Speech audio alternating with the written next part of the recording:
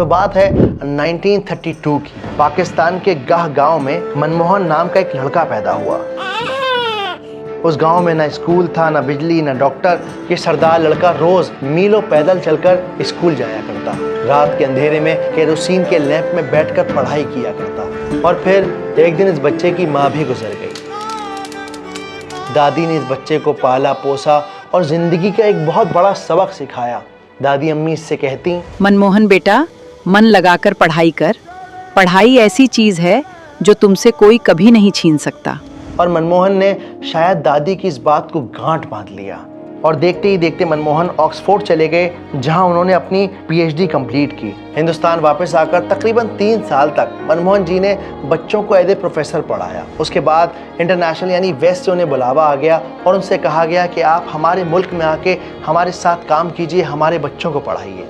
लेकिन मनमोहन जी ने हिंदुस्तान में रहना चुना और फिर यहाँ पर वो रिजर्व बैंक यानी आरबीआई के गवर्नर बने। कुछ वक्त के बाद चीफ इकोनॉमिक एडवाइज़र बने और फिर प्लानिंग कमीशन का हिस्सा रहे।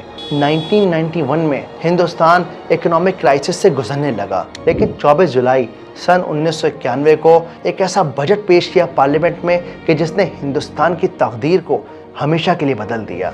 सरफरोशी की तमन्ना अब हमारे दिल में है, देखना है जोर कितना बाजुए कातिल में है।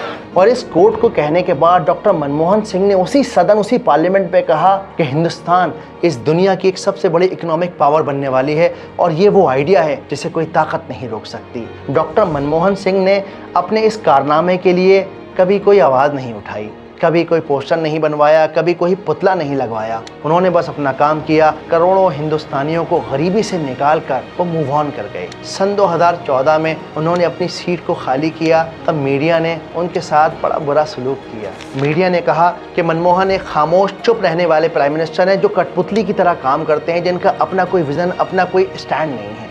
डॉक्टर मनमोहन सिंह को जब ये बात पता चली तो बस उन्होंने इतना ही कहा कि इस कंटेम्प्रेरी मीडिया के मुकाबले हिस्ट्री मेरे साथ ज़्यादा नरम सलूक करेगी। सन 2010 में एक गैदरिंग में ex prime minister doctor Manmohan Singh ने कहा था कि आज मैं जो कुछ भी हूँ वो सिर्फ अपनी एजुकेशन की वजह से हूँ। Education is the key to progress. हज़ारों मिसालें हैं हमारे आगे कि किस तरह एजुकेशन ने, नॉलेज ने लोगों की ज़िंदगियाँ बदली हैं। और अगर आप इस दौर का